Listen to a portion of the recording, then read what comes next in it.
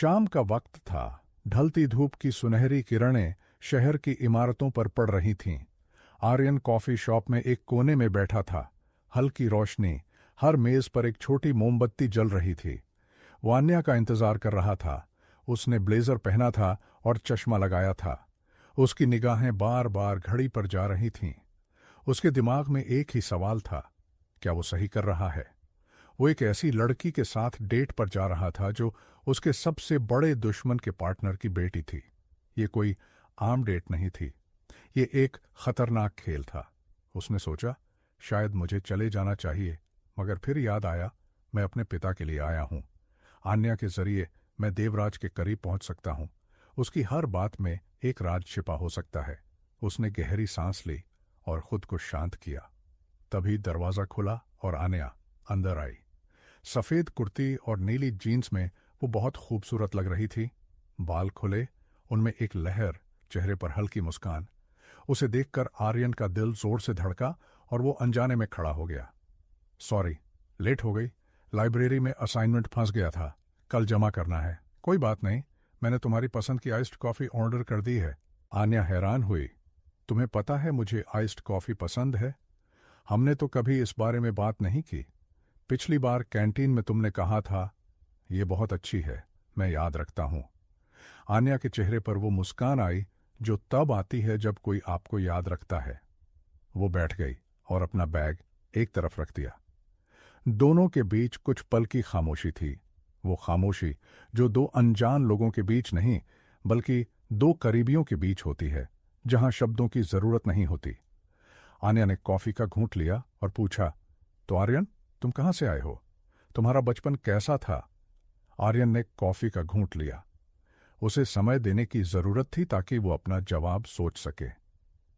मैं मुंबई में ही पला बड़ा हूं, धारावी के पास, एक छोटी सी कॉलोनी में। आन्या ने ध्यान से सुना। उसकी आंखों में कोई नफरत नहीं थी या तरस, सिर्फ जिज्ञासा और सम्मान। मगर तुम्हारा अंदाज और तुम्हारी बातें कुछ अलग हैं, जैसे तुमने बहुत कुछ देखा और समझा हो। शायद इसलिए क्योंकि मैंने जिंदगी को करीब से देखा है, किताबों में नहीं, सड़कों पर। मैंने लोगों को देखा है, उनकी खुशियां और दुख, बिना किसी फिल्टर के। आन्या चुप हो गई, सोचती हुई, जैसे वो आर्यन के शब्दों को समझने की कोशिश कर रही हो। फिर बोली, तुम कुछ छुपाते हो आर्यन? आर्यन का दिल एक पल के लिए रुका, मगर अब वो इसके लिए तैयार था। क्यों लगता है? तुम्हारी आंखों में बहुत कुछ है जो तुम शब्दों में नहीं लाते, और जब बात करते हो तो कभी रुक जाते हो, जैसे हर शब्द को 10 बार तौलते हो। तुम बहुत ध्यान से देखती हो। मैं लॉ की छात्रा हूं, ध्यान से देखना मेरी आदत है, और तुम एक पहेली हो जिसे मैं सुलझाना चाहती हूं। आर्यन को लगा जैसे आन्या उसे पढ़ रही है। उसकी बातें, उसके सवाल, उसकी निगाहें, सब कुछ गहरे थे। वो समझ गया कि आन्या कोई साधारण लड़की नहीं है। वो तेज थी और उसे धोखा देना आसान नहीं होगा। हर इंसान कुछ छुपाता है आन्या, मगर तुमसे मैं जितना हो सके उतना सच बोलना चाहता हूं। आन्या ने उसे देर तक देखा, जैसे कोई फैसला ले रही हो, और फिर हल्की मुस्कान देकर कॉफी पीने लगी। थोड़ी देर बाद उसने पूछा, तुम्हारे पापा क्या करते हैं? आर्यन का दिल एक पल के लिए रुका। यह सवाल उसे हमेशा परेशान करता था। हर बार लगता जैसे सीने में चाकू घुस गया हो। उसने कॉफी का कप मेज पर रखा। मेरे पापा गुजर गए जब मैं बहुत छोटा था। आन्या का चेहरा गंभीर हो गया। उसकी मुस्कान गायब हो गई। आंखों में दर्द आ गया, जैसे वो आर्यन का दर्द महसूस कर रही हो। सॉरी, मुझे नहीं पता था, मैंने सोचा। कोई बात नहीं, तुम कैसे जानती? खामोशी छा गई। वो खामोशी भारी थी मगर दर्द भरी नहीं। वो एक समझदारी की खामोशी थी, जहां दो लोग बिना शब्दों के एक दूसरे को समझ रहे थे। आर्यन ने बात बदली, तुम कैसी हो? तुम्हारे पापा कैसे हैं? बस पापा का दबाव रहता है। वो चाहते हैं मैं लॉ पढ़ूं और बिजनेस में हाथ बटाऊं, मगर मुझे लॉ से कोई मोहब्बत नहीं। मैं फोटोग्राफी करना चाहती हूं, लोगों की तस्वीरें लेना, उनकी कहानियां कैमरे में कैद करना। तो करो ना।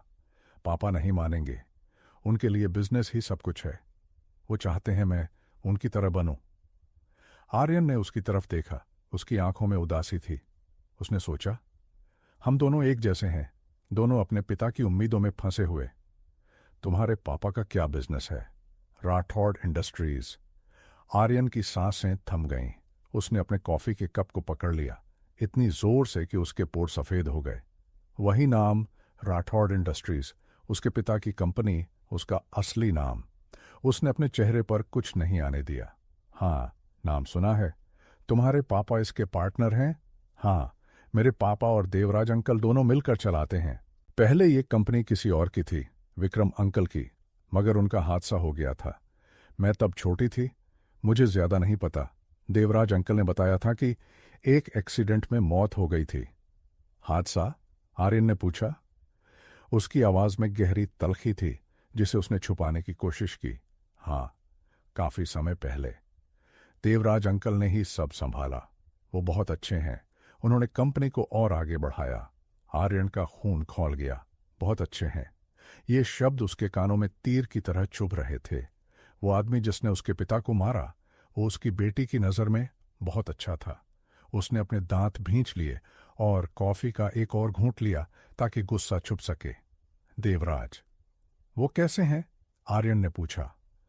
उसकी आवाज में बेचैनी थी जो वो छुपा नहीं पाया।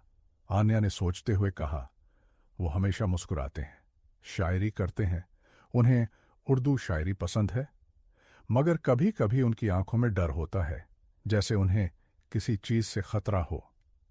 रात को वो अकेले बालकनी में खड़े रहते हैं, सिगार पीते हुए, दूर कहीं देखते हुए। एक बार मैंने उन्हें रोते हुए देखा। बालकनी में अकेले, आंखों से आंसू बह रहे थे। मैंने पूछा तो उन्होंने कहा, बस पुरानी यादें। आर्यन का दिल जोर से धड़का। देवराज डरता है, वो रात को सो नहीं पाता और रोता है। ये कमजोरी थी जिसका फायदा वो उठा सकता था। वो मुस्कान, वो आत्मविश्वास, सब नकली था। आर्यन ने ये जानकारी अपने मन में रख ली, ये बहुत काम आएगी। अच्छी बात है। आन्या ने उसे देखा। उसकी आंखों में सवाल था, अच्छी बात क्यों है? मगर उसने कुछ नहीं पूछा। उसने बस इतना कहा, तुम अजीब हो आर्यन, कभी बहुत गहरे हो, कभी बहुत दूर, जैसे यहां नहीं, कहीं और हो। मैं यहीं हूं आन्या, बस बहुत कुछ सोच रहा हूं। बातचीत के बीच आन्या का फोन बजा। उसने देखा, पापा का नाम स्क्रीन पर। उसने कुछ पल बात की और फोन रखा। जाना है? हाँ, पापा बुला रहे हैं, कुछ काम है। आर्यन ने सिर हिलाया। आन्या उठी और अपना बैग उठाया। जाते जाते पूछा, कल मिलेंगे क्लास में? हाँ, जरूर। आन्या दरवाजे तक गई। एक बार मुड़कर आर्यन की तरफ देखा। उसकी आंखों में कुछ था, एक एहसास जो शायद वो खुद नहीं समझ पाई। फिर वो मुड़ी और चली गई। आर्यन अकेला बैठा रहा। उसने खिड़की से बाहर देखा। सड़क पर लोग अपने कामों में व्यस्त थे, मगर उसे कुछ नहीं दिख रहा था। वो सिर्फ अपने अंदर देख रहा था। उसे आज दो चीजें मिली थीं। देवराज डरता है और उसे नींद नहीं आती। ये दो कमजोरियां थीं जिनका फायदा वो उठा सकता था। मगर एक और चीज, आन्या उस पर भरोसा करने लगी थी, और ये भरोसा खतरनाक हो सकता था। शाम को वो हॉस्पिटल गया, मां से मिलने। मां अब बहुत बेहतर थी, बिस्तर पर बैठी टीवी देख रही थी। आर्यन ने उसके लिए जूस और फल लिए थे। बेटा, तू बहुत बदल गया है, मां ने कहा। उसकी आवाज में चिंता थी। कभी कभी लगता है मैंने तुझे सच बताकर गलती कर दी। नहीं मां, तूने सही किया, आर्यन ने कहा। मैं पिता का नाम रोशन करूंगा। मां ने उसका हाथ पकड़ा। इंसाफ लेना जरूरी है, मगर अपनी जिंदगी बर्बाद मत कर लेना।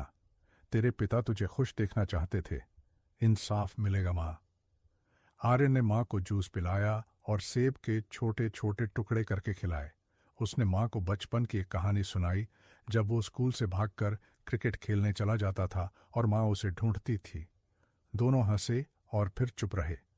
वो पल, वो सादे पल आर्यन के लिए बहुत कीमती थे, क्योंकि वो जानता था कि आने वाले दिनों में ऐसे पल कम ही मिलेंगे। जब वो हॉस्पिटल से निकला तो रात हो चुकी थी। उसने फोन निकाला। शास्त्री का मैसेज था, मिलना जरूरी है। उसी रात शास्त्री ने फोन किया। उसकी आवाज में उत्साह था। आर्यन, अच्छी खबर है। भटनागर को डॉक्टर वर्धन मिल गया है। उसी डॉक्टर ने पोस्टमार्टम किया था। वो एक हलफनामा देगा जिसमें लिखेगा कि विक्रम के सीने में 2 गोलियां थीं, एक दिल के पास, दूसरी फेफड़े में। उसने अपनी आंखों से देखा था। आर्यन बहुत खुश हुआ। इतना खुश कि उसकी आंखों में आंसू आ गए। वो सड़क के बीच में खड़ा हो गया। ये पहली बड़ी कामयाबी थी, वो चीज जो एक हादसे को हत्या में बदल सकती थी।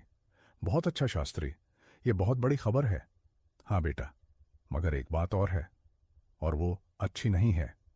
आर्यन का चेहरा गंभीर हो गया। वो दीवार के सहारे खड़ा हो गया। पैरों में कमजोरी आ गई थी। बोलो, क्या हुआ? देवराज के आदमी उसे ढूंढ रहे हैं। किसी ने बैंक वालों से पूछताछ की है।